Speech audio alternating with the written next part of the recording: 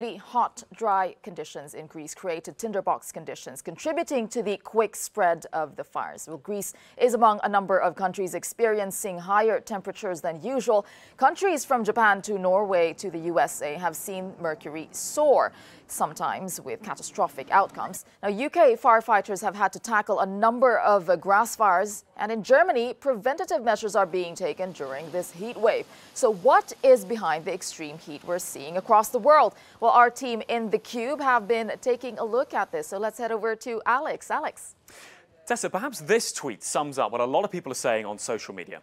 It's a tweet by the European Greens, and they're saying that, pointing out the fires that we've seen. This one here is the fires in Sweden. The tag here, climate change. It's here.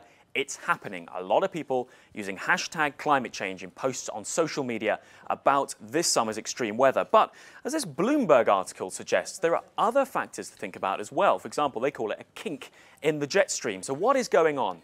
Well, let's speak now to Dr. Dan Mitchell of Bristol University in the UK, who is a climate expert studying the last century's weather and looking forward to the next century. Dan joins us now live from the UK. Good morning to you, Dan. I just want to ask you, first of all, climate change. When people talk about that as the cause of this weather, is that the full story? It's not the full story. It's certainly a large part of the story. Climate change has warmed the background climate by about 1 degree to present day. So we know the heat waves in the Northern Hemisphere have been made worse due to climate change. It's not to say that they wouldn't have occurred at some point without climate change. So in Iceland, for example, they've had perhaps one of the worst summers they've ever had. So what's going on?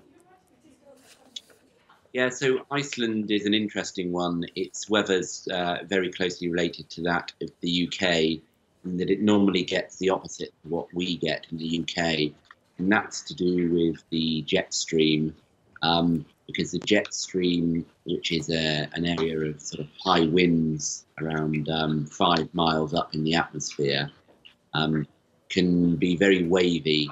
And if it's wavy over the UK, then it's sort of the opposite wave over Ireland, so you get the opposite weather.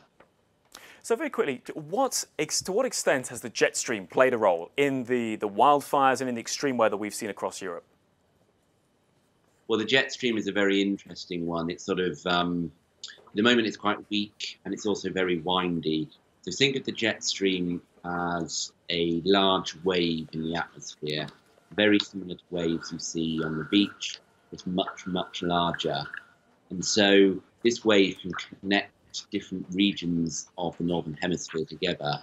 And that's what we're sort of seeing at the moment, the connection between heat waves in Europe, in Japan, and in parts of America, just by this wave.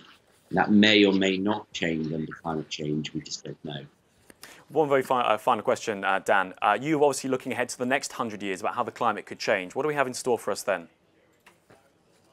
Well, extreme heat waves is an obvious one in climate change, because we know these things are going to increase.